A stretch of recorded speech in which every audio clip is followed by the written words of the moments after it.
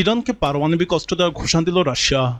রাশিয়ার সাবেক প্রেসিডেন্ট এবং বর্তমানে নিরাপত্তা পরিষদের প্রধান দিমিত্রি মেদভেদেভ বলেছেন, রাশিয়া ইরানকে পারমাণবিক অস্ত্র দিতে প্রস্তুত। মেদভেদেভ হচ্ছেন পুতিনের পর রাশিয়ার সবথেকে ক্ষমতাবান রাজনীতিবিদ। ইরানকে পারমাণবিক অস্ত্র তুলে দেওয়ার মাধ্যমে রাশিয়া অত্যন্ত কৌশলী ভূমিকা পালন করতে পারে, কারণ ইউক্রেনের হাতে আমেরিকা অস্ত্র তুলে দিয়ে রাশিয়ার ভিতরে হামলা করাচ্ছে। তাই রাশিয়াও ইরানকে পারমাণবিক অস্ত্র তুলে দিয়ে চরম এক প্রতিশোধ নিতে পারে। রাশিয়া বিশ্বের সবথেকে শক্তিধর পারমাণবিক রাষ্ট্র।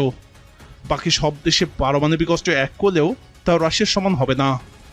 রাশিয়ার পারমাণবিক অস্ত্র যদি ইরানের হাতে চলে যায়, তাহলে ইসরায়েল, আমেরিকা এবং ব্রিটেনের উপর সম্ভাব্য পরিণতি হবে ভয়াবহ। রাশিয়া পৃথিবীর বৃহৎ পারমাণবিক শক্তিধর দেশ, যাদের কাছে রয়েছে 6,000-এর বেশি পারমাণবিক ওয়ারহেড, যার মধ্যে অনেকগুলোই স্ট্র্যাটেজিক বা দীর্ঘপাল্লার